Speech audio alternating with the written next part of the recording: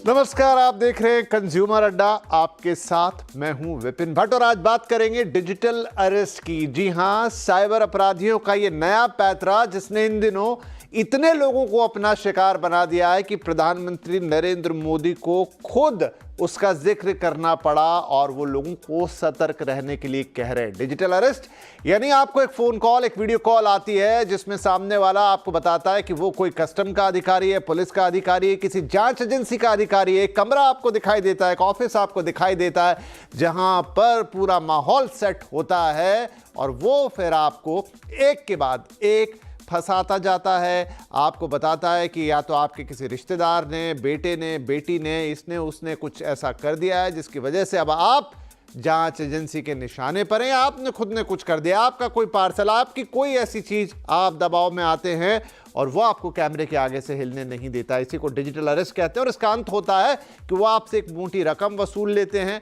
ये सब कुछ घटता चला जाता है, आपको तब समझ में आता है जब ये घट जाता है। तो क्या एक बड़ा साइकोलॉजिकल खेल है, क्या है, और प्रधानमंत्री तक अब इसके बारे में आगाह कर रहे हैं, इसका मतलब मामला सीरियस है। तो आइए आज इसी पर बात करेंगे क्योंकि क्या पता कल कौन इसका शिकार बन जाए। तो आइए सबसे पहले आपको बताता हूं कि प्रधानमंत्री ने क्या कहा है और फिर इस डिजिटल अरेस्ट को रिविजिट करेंगे क्योंकि पहले भी हमने इस पे बात की है लेकिन ये मामले और बढ़ते चले गए हैं।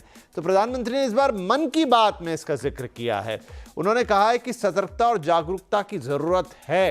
वो कह रहे हैं अलर्ट रहिए, सतर्क रहिए, जानिए ऐसी चीजों के बारे में कि टेक्नोलॉजी के जरिए आपको कैसे चूना लगाया जा सकता है। डिजिटल अरेस्ट फ्रॉड है, फरेब है, ये उन्होंने साफ कहा कि डिजिटल अरेस्ट एक धोखा है। आगे प्रधानमंत्री कहते हैं कि 3 मंत्र वो कह रहे हैं कि अब आप इससे कैसे बचेंगे। मतलब उन्होंने समस्या तो बताई लेकिन समाधान देने की भी कोशिश की। उन्होंने कहा रुको, सोचो और एक्शन लो। अब इसको भी वो डिस्क्राइब करते हैं कि रुकने का मतलब क्या है, सोचने का मतलब क्या है और एक्शन लेने का मतलब क्या है। रुको मतलब कॉल आए तो घबराए नहीं, शांत रहे। कोई भी कुछ बोले कि मैं यहां से बोल रहा हूं, मैं ये हूं, वो हूं, ऐसा अधिकारी हूं, जांच एजेंसी से हूं, शांत रहिए, घबराइए मत। इसके बाद वो कहते हैं जल्दबाजी में कोई कदम ना उठाएं। मतलब आप तुरंत कि उन्होंने जैसा आपसे कहा आप उसे मान ले, वो जो कहने लग जाएं वो करने लगे, ये मत करिए। इसके बाद वो कहते हैं स्क्रीनशॉट लें और रिकॉर्डिंग जरूर करें क्योंकि आप घबरा जाते हो ना, तो आपको तो कहां समझता है कि स्क्रीनशॉट ले लूं, रिकॉर्डिंग करूं। आप तो सामने वाले की बातों में जैसे सम्मोहित हो जाते हैं क्योंकि ये तो उनका पैंतरा है आपको फंसाने का। वो ऐसी ऐसी बातें करते जाते हैं कि आप वो हर काम करते हैं जो वो चाहते हैं। सोचो, यानी सरकारी एजेंसी फोन पर धमकी नहीं देती। प्रधानमंत्री बता रहे हैं आपको सोचना चाहिए जब भी ऐसा कॉल आए कि कोई सरकारी एजेंसी इस तरीके से फोन पर ना तो आपको अरेस्ट करेगी, ना धमकी देगी, ना डराएगी। और वो साथ में ये भी कह रहे हैं कि कॉल पर पूछताछ, पैसे की मांग भी नहीं की जाती। चलिए ऐसी कोई कॉल आ गई तो आपसे वो ना तो ऐसा कहेंगे कि अभी के अभी पूछताछ या पैसे लाइए, नहीं, ये सरकारी एजेंसियां नहीं करती हैं। डिजिटल अरेस्ट जैसी कोई चीज होती ही नहीं है, ये कानून में एग्जिस्ट ही नहीं करती कि डिजिटली आपको फोन करके अरेस्ट किया जाए या आपसे पूछताछ की जाए या आपसे किसी प्रकार का जुर्माना, हर्जाना, पैसा मांगा जाए। ये एग्जिस्ट नहीं करता कानून के अंदर, ठीक है। एंड एट लास्ट वो कहते हैं एक्शन लो। क्या एक्शन लो? फ्रॉड कॉल आने पर 1930 पर जरूर बताओ कि ऐसा हुआ है। सिर्फ उससे डर के या तुम्हारे साथ कोई घटना घट गई तो क्या करें अब ऐसा सोच के मत। बहुत सारे लोग शायद बच भी जाते हैं उनसे, उनके लिए भी वो कह रहे हैं रिपोर्ट कीजिए, ऐसी चीज़ों को दबा के मत बैठिए और सेफ डिजिटल इंडिया के जरिए जागरूकता बढ़ाएं। इस हैशटैग का इस्तेमाल करें, उस बात को बताएं, सोशल मीडिया पे डालें, तभी ऐसी गतिविधियों पर, इस तरह के ऑनलाइन डिजिटल फ्रॉड्स पर रोक लग सकती है। तो चलिए, जब प्रधानमंत्री भी आगाह कर रहे हैं तो हम भी इस पर बात करें क्योंकि ये मामले, जैसा मैंने कहा, दिन पर दिन बढ़ते चले जा रहे हैं। हमारे साथ आज कार्यक्रम में चर्चा के लिए शामिल हो रहे हैं कुछ खास मेहमान। Cyber security expert Gaurav Sood, supreme court के वकील सत्या मूले और cyber security researcher Rajshekhar Rajoria. आप सभी का बहुत बहुत स्वागत है। राजशेखर, आपसे ही शुरुआत करता हूं। इनफैक्ट शायद पिछले शो में भी जब हमने बात की थी आप थे, तब से अब तक ये मामले और बढ़े और अब तो प्रधानमंत्री को इस पर बात करनी पड़ रही है। क्या माने इसको कि कोई हमारा कंट्रोल नहीं है ऐसी चीजों पर, कोई भी कुछ भी कर रहा है और लोग इसका शिकार बने जा रहे हैं। हम शिकायत तो कर सकते हैं, हम उस पर थोड़ी हाय तौबा मचा सकते हैं, लेकिन कंट्रोल कुछ नहीं है। जी बिल्कुल, एकदम सही बोल रहे हैं आप। हमारा जैसे जैसे टाइम बढ़ता जा रहा है, हमारा कंट्रोल इस पे ऐसे निकलता जा रहा है, क्योंकि पहले हम देखें कि सबसे पहले ये चीजें चालू हुई थी जामतारा से। जामतारा के बाद में बढ़ता बढ़ता राजस्थान हरियाणा के मेवात तक चला गया। अब सारा गढ़ वहीं पे है, वहां से सबसे ज्यादा ऑपरेट होता है। धीरे धीरे अब इन लोगों ने हमारा कंट्री छोड़ के दूसरे कंट्री से ये क्राइम स्टार्ट चालू कर दिया है। आपने पिछले कुछ महीनों में देखा होगा, तो अगर हम फेसबुक इंस्टाग्राम पे ऐड वगैरह देखते हैं, पोस्ट के अंदर बीच में जो ऐड आते हैं, ऐड के अंदर भी फोटो किसी की होती है लेकिन उसमें आवाज किसी और की होती है। एआई के जरिए ये लोग फोटो वीडियो बना लेते हैं। इसी तरीके से ये सारा काम अब बाहर से ऑपरेट करने लगे हैं काफी लोग, हमारे हिंदी लैंग्वेज को यूज करके या फिर हमारे यहाँ के लोगों को हायर करके दूसरे कंट्रीज से इतने शातिर तरीके से ये लोग इन कामों को अंजाम देते हैं कि हमारी पुलिस को उनकी आईपी ट्रेस करने में मुश्किल होती है। हमारे कंट्री में अब आज के दिन सबसे ज्यादा जो प्रॉब्लम आ रही है वर्चुअल नंबर जनरेट करने की। वर्चुअल नंबर से ये लोग कॉल करते रहते हैं। जैसे ही हम इन नंबर पे दोबारा कॉल करते हैं पता करने के लिए कि कौन बोल रहा है, तो ये नंबर कभी मिलते नहीं है, क्योंकि ये वर्चुअल नंबर होते हैं। उसी तरीके से मैसेजेस के ऊपर गवर्नमेंट ने और ट्राई ने काफी बंदिशें लगाई हैं ताकि फेक मैसेजेस को रोका जा सके। लेकिन इन लोगों ने जो मैसेज के लिए गवर्नमेंट ने एक निर्धारित टेम्पलेट बना रखी है कि आपको मैसेज भेजना है, तो उसी टेम्पलेट के टेक्स्ट के जरिए ही भेजा जा सकता है। लेकिन ये लोग उसको भी टेम्पर करने लग गए, क्योंकि बीच के अंदर टेम्पलेट के अंदर कुछ टेक्स्ट को चेंज किया जा सकता है। तो ये लोग उस पर्टिकुलर टेक्स्ट के अंदर पूरी लाइन लिख देते हैं और वो मैसेज यूजर तक डिलीवर हो जाता है। और फिर यूज भी ऐसे करते हैं, जैसे किसी कुरियर का मैसेज जा रहा है, तो कुरियर जैसे से एक टेम्पलेट बनाते हैं, उसके अंदर अपना कोई भी कंटेंट डाल के भेज देते हैं। तो सामने वाला सोचता है कि हाँ, मुझे एक्चुअल में इस नामी कंपनी से कुरियर आने वाला है, या फिर किसी ने भेजा होगा, किसी ने दिवाली का राइट। गिफ्ट भेजा होगा। तो लोग उस झांसे में फंस जाते हैं। और जब पकड़ने की बारी आती है, तो या तो किसी ऐसे कंट्री में मिलते हैं जहां पे हमारा कंट्रोल नहीं है, या फिर प्रॉक्सी इस तरीके से यूज करते हैं मल्टी लेवल की, ताकि पकड़ने में उसको काफी महीनों सालों लग जाएं। और जब तक डिटेल आती है, तब तक हम्म। अपराधी भाग चुके होते हैं, उतना पैसा लेके जा चुके होते हैं। क्योंकि छोटा मोटा तो क्राइम है नहीं, यहाँ पे करोड़ों का, अब करोड़ भी कम बोल रहा हूँ, 10-10, 50-50, 100-100 करोड़ रुपए महीने का ये लोग कमा रहे हैं। नहीं, सही बात है गौरव। तो देखिए, बाकी सारे क्राइम भी हमको समझ में आ रहे हैं कि ये आप चाहे पार्सल फ्रॉड कर रहे हैं, चाहे बिल्स के फ्रॉड कर रहे हैं, ये ऑनलाइन वाला तो बहुत समय से। लेकिन ये डिजिटल अरेस्ट ने तो हद कर दी है कि ऐसा क्या कर रहे हैं? क्या एक साइकोलॉजिकल गेम है जिसको लोग समझ नहीं पाते? क्या 10 लोगों के पास कॉल जाती है तो 10 के 10 शिकार बनते हैं, कि एक ही बनता है जिसकी कहानी हमको पता चलती है?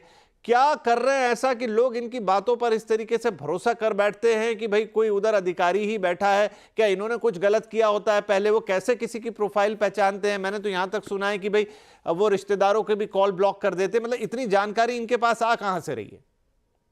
तो प्रॉब्लम तो यहीं से शुरू होती है कि इनके पास कुछ ना कुछ इन्फॉर्मेशन होती है, कहीं ना कहीं डेटा ब्रोकर्स जिसे बोलते हैं, वहां से इनको पूरा का पूरा डेटा मिल जाता है आपका, कि आपके कॉन्टैक्ट्स कौन से हैं, आपके फ़ोन नंबर से इतनी सारी चीज़ें लिंक्ड होती है, तो आपने कहाँ कहाँ इन्वेस्टमेंट किया है, कहाँ कहाँ ये किया है, आपके पास कितना पैसा है, आपके पास क्या क्या आप कर रहे हो, तो थोड़ा बहुत आइडिया रहता है उनका। एंड फिर बात ले दे के एक ही चीज़ पे आती है कि ये डर का माहौल करने का ट्राई करते हैं। तो आ, डर आपको किस चीज़ें से लगता है? आपके पैसों से लगता है कि आपने कहाँ कहाँ कर रखा है आपने, देन आपने अपने कहाँ आपके बच्चों, अपने परिवार वालों के साथ रहता है। तो वो उस एक पेन पॉइंट को कवर करने का ट्राई करते हैं वो। फिर उनको पेन पॉइंट मिल जाता है, उनको पता चल जाता है हम लोग क्या ऐसा बोलेंगे जिससे लोग डर जाएंगे। तो उसके बाद उनको बस कॉन्वर्सेशन कंटिन्यू करना रहता है।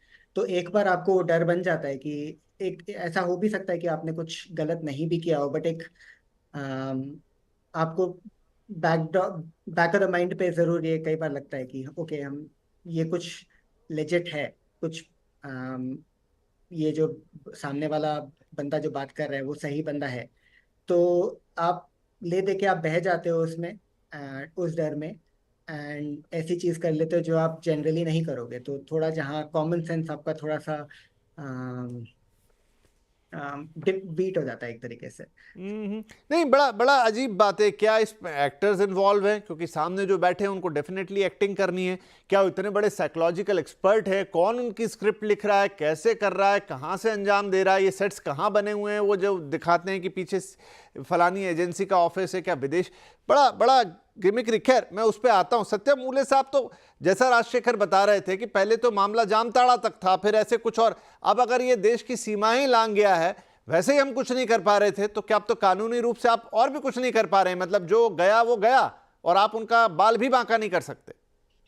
इसमें ऐसा है कि टू समराइज, इम्पर्सनेशन जो एलिमेंट है और उसके साथ साथ नंबर स्पूफिंग या आइडेंटिटी स्पूफिंग जो है, ये बहुत ही एक लीथल वेपन की तरह यूज किया जा रहा है for the purpose of digital arrest.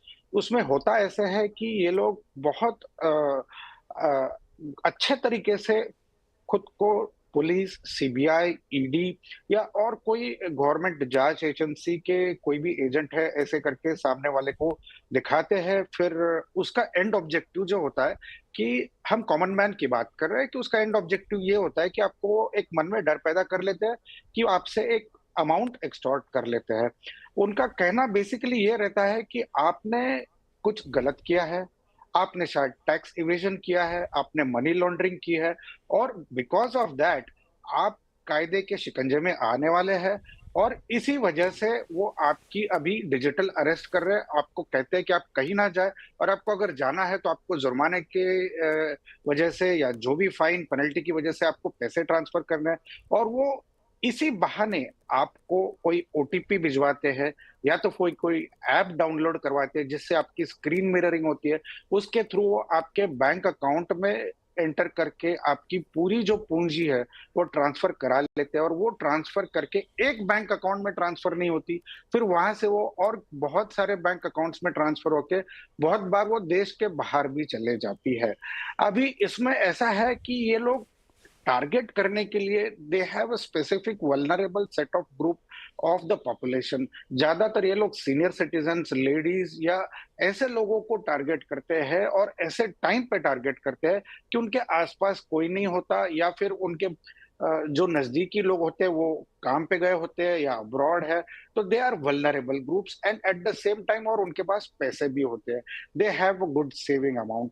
तो ऐसे सिचुएशन में सबसे ज्यादा अगर हमको प्रधानमंत्री जी का अगर मैसेज आगे लेके जाना है, तो हमें जनता को ये मैसेज देना है कि you have to avoid unsolicited calls. अगर स्पूफिंग किया हुआ अगर नंबर है, जैसे फॉर एग्जांपल बांग्लादेश से फोन आ रहा है, पाकिस्तान से फोन आ रहा है, नेपाल से फोन आ रहा है, ऐसे फोन उठाए ना। अगर फोन उठाते हैं और अगर आपके मन में डर पैदा करने वाला अगर कोई मैसेज आपको कहा जा रहा है, वीडियो कॉल हो या फोन कॉल हो, तो आपको फोन कॉल को तुरंत डिस्कनेक्ट कर लेना है। वो फोन कॉल पे अगर आपको कोई एप्लीकेशन डाउनलोड करने का अगर इंस्ट्रक्शन दिया जा रहा है, तो आपको फोन कॉल डिस्कनेक्ट करना है, ना कि आपको डाउनलोड करना है। और आगे जाके आपको ये रिपोर्ट करना है to national cyber crime report का जो पोर्टल है उस पे या नजदीकी पुलिस स्टेशन पे। सबसे अहम चीज ये है कि इसमें आपको ये जानना है कि डिजिटल अरेस्ट जैसी कोई संकल्पना कानून में इसका कोई प्रावधान है ही नहीं।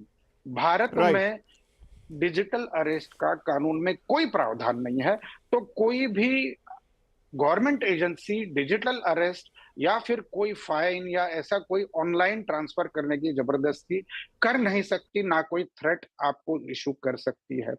Section 66D of IT act के तहत ये एक साइबर क्राइम है, और भारतीय न्याय संहिता 111 सेक्शन 111 के अंडर ये एक ऑर्गेनाइज्ड क्राइम है। तो इसको अवॉइड करने के लिए आपको ये बहुत ध्यान देना है कि आगे जाके ना कि कोई ऐसे कॉल आंसर करे, ना कि कोई ऐसे कॉल को एंटरटेन करे। ठीक है, तो ये बात क्लियर है। यही प्रधानमंत्री जी भी कह रहे हैं कि आप वो 3 पॉइंट बता रहे हैं कि सोचिए, घबराए नहीं, एक्शन ले।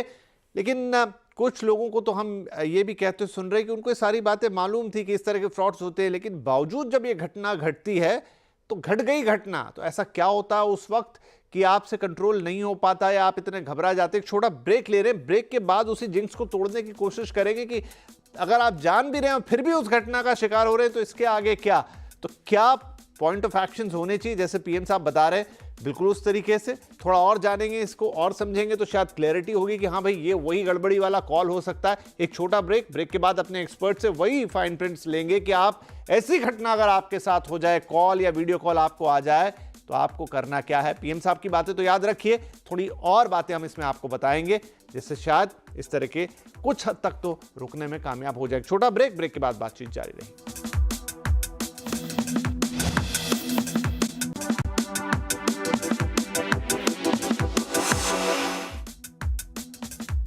Welcome back. आज हम बात कर रहे हैं डिजिटल अरेस्ट की कंज्यूमर अड्डा में कि क्यों अब प्रधानमंत्री मोदी तक को ये बात बोलनी पड़ी है कि आपको कोई कॉल आ जाए, कोई वीडियो कॉल आए, उस पर डिजिटल अरेस्ट की कोशिश हो, यानी सामने से कोई आपको कोई सरकारी एजेंसी का आदमी बना के डराए, धमकाए, कहे, बोले, आपको उसके चक्कर में नहीं आना है क्योंकि बहुत सारे लोग लाखों करोड़ों रुपए उसमें लुटा चुके हैं। नाउ क्विकली राजशेखर साहब, तो प्रधानमंत्री कह रहे हैं रुको, सोचो और एक्शन लो। मैं कह रहा था कि कई बार कुछ लोगों ने ऐसा भी, हमने उनकी कहानियां देखी है कि उनको पता भी था कि ऐसी चीज होती है, लेकिन जब वो घट रहा होता है तो पता नहीं क्या वो साइकोलॉजिकल इंपैक्ट होता है कि लोग उससे बच नहीं पाते हैं। क्या इसमें और जोड़ने की जरूरत है? बिल्कुल, सबसे पहली शुरुआत होती है, ये सबके लिए है, शुरुआत होती है फेसबुक से। जो लोग फंसते हैं, क्योंकि फेसबुक से साइकोलॉजिकल प्रॉब्लम चालू होती है, क्योंकि सबसे पहले सारे लोग अपने फेसबुक की प्रोफाइल को लॉक कर लें, या फिर ऐसे लोग लॉक कर लें जिन लोगों ने अपने फेसबुक की प्रोफाइल के अंदर, फ्रेंड लिस्ट के अंदर फैमिली मेंबर्स की लिस्ट डाल रखी है। क्योंकि आप 10 में से 8 लोगों को देखोगे फेसबुक जिनका लॉक नहीं है, पब्लिक है, उनकी फैमिली मेंबर में सन, ब्रदर, सिस्टर, मतलब सारे के सारे रिश्तेदारों की डिटेल आ जाती है। तो सामने वाला फोन करके आपको सबसे पहले अपने सारे रिश्तेदारों की डिटेल आपको देनी चालू करेगा। उसके बाद में आपकी प्रोफाइल पे देखना स्टार्ट कर दें कि आपके पास क्या गाड़ी है, क्या बंगला है, कौन सा घर है, क्या करते हैं, क्या रेगुलर रूटीन करते हैं, लोग आपको कैसे मैसेज करते हैं, कैसे कमेंट करते हैं। उससे आपको साइकोलॉजिकल पता चल जाता है कि कैसी साइकोलॉजी है सामने वाले पर्सन की, कैसे उसको डराया जा सकता है। और हाँ, जो पहले जो क्राइम होते थे वॉलेट के जरिए पैसे निकालना, वो एक अलग तरीका था। अब यहाँ पे आप देखिए, अगर हमारे देश के प्रधानमंत्री जी को बोलना पड़ रहा है तो कहीं ना कहीं जो ये गैंग है ये बॉर्डर पार से भी हो सकती है और बहुत इंटेलिजेंट लोगों का काम है, क्योंकि पूरा सेटअप करते हैं, कोर्ट रूम बनाते हैं, तो काफी इंटेलिजेंट लोग हैं। तो इस कंडीशन के अंदर जिसको ये लगता है कि उसके साथ सब कुछ पता होने के बाद भी फ्रॉड हो सकता है, वो ज्यादा सचेत हो जाए, इंस्टाग्राम, फेसबुक दोनों को लॉक कर ले ताकि आपके फैमिली मेंबर्स की डिटेल सामने वाले के पास ना जाए। दूसरी बात ये कि इंस्टाग्राम और फेसबुक के ऊपर या फिर कोई आपको ऐसा कॉल करे, आपके फैमिली मेंबर की डिटेल बताना चालू करे, तो डरे नहीं। सामने वाला आपको बोले कि आपका बेटा है तो उसको बोले कि नहीं, मेरा बेटा है ही नहीं, मेरे तो 2 बेटी हैं। आप पहले गलत तरीके से सामने वाले की भी साइकोलॉजी पता करने की ट्राई करें और थोड़ा स्मार्ट बने ताकि इन तरीकों से आप बच सके। दूसरी चीज, आप फोन कट करके 1930 पे थोड़ा सा टाइम लगेगा। आप ये ना समझे कि कॉल नहीं लगता है, इजीली लग जाता है, क्योंकि काफी सारे कॉल जाते हैं। उनको जाके बताएं, सूचित करें और उनसे भी पता करें कि क्या करना चाहिए। बहुत अच्छा गवर्नमेंट की तरफ से नंबर जारी किया गया है। तीसरी चीज, सोशल मीडिया पे इंफॉर्मेशन कोई भी अपनी जैसे रील बनाते हैं, तो कई बार काफी केसेस आए हैं कि रील के चक्कर में लोगों के घर में चोरियां होने लग गई।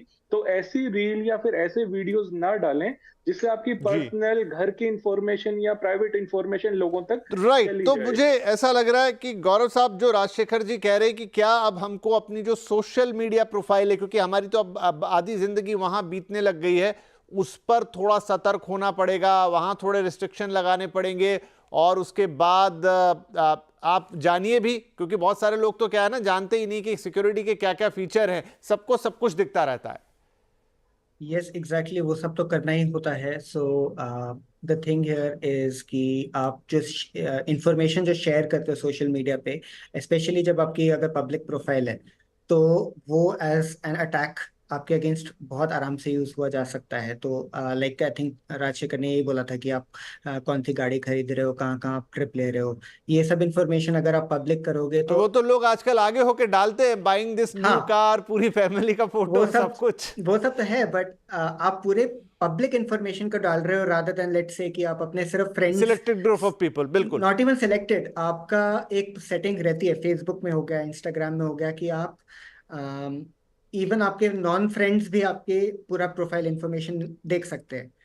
तो आप अगर शेयर कर रहे हो तो आप सिर्फ फ्रेंड्स के साथ शेयर करो, तो आप फ्रेंड्स को दिखाने के लिए। बट अगर आप पूरी पब्लिक को शेयर कर रहे हो तो then it can be used against you. तो वो एक फर्स्ट पॉइंट ऑफ अटैक हो जाता है आपके लिए, आपके अगेंस्ट।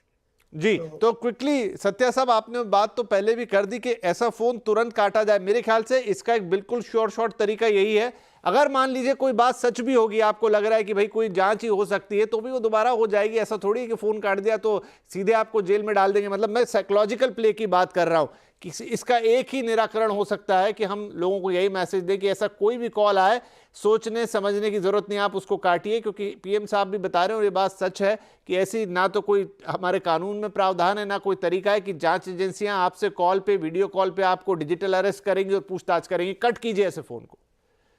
जरूर जरूर।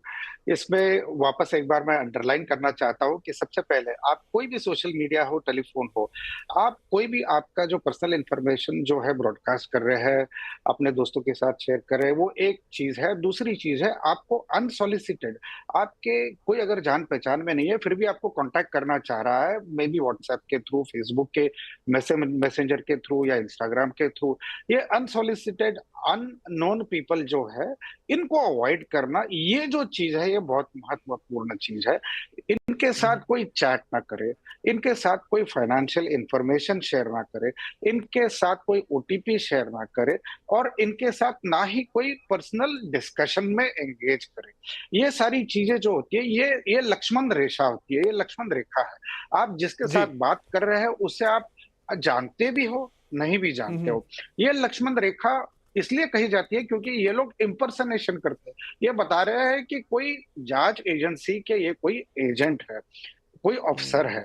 तो ये और आपके लोग बारे में जरूरी जानकारियां जी, क्योंकि मेरा समय बिल्कुल समाप्त हो गया एग्जैक्टली सर, कि वो तो आपके बारे में जरूरी जानकारियां भी निकाल लेते हैं और आपको भरोसा दिलाते हैं कि हमें सब पता है। राइट। तो इसमें आखिरी लाइन में और जोड़ देता हूं कि जो पीएम साहब ने भी कहा है कि सब कुछ अगर है, उसके अलावा रिपोर्ट करना सीखिए। बहुत सारे लोग रिपोर्टिंग नहीं करते हैं। जितनी ज्यादा रिपोर्टिंग होगी उतनी ज्यादा सतर्कता बढ़ेगी, उतनी एजेंसियां अलर्ट पे जाएंगी, उतनी ज्यादा शायद नाकेबंदी हो पाएगी। नहीं तो ये घटनाएं रुकना मुश्किल। आई होप आज, क्योंकि अब ऐसी चीज के लिए समय थोड़ा कम पड़ता है, लेकिन आई होप कि वो जरूरी बातें तो हमने कर ली कि क्या कुछ हो रहा है। थोड़ी सी सतर्कता, थोड़ी सी अलर्टनेस जो पीएम भी कह रहे हैं, और थोड़ी जागरूकता दिखाएंगे तो आप खुद तो बचेंगे, अपने आसपास भी लोगों को ऐसे फ्रॉड से बचा पाएंगे। बहुत शुक्रिया आप तीनों ही मेहमानों का इस कार्यक्रम में जुड़ने के लिए और अपनी महत्वपूर्ण बातें रखने के लिए। नमस्कार।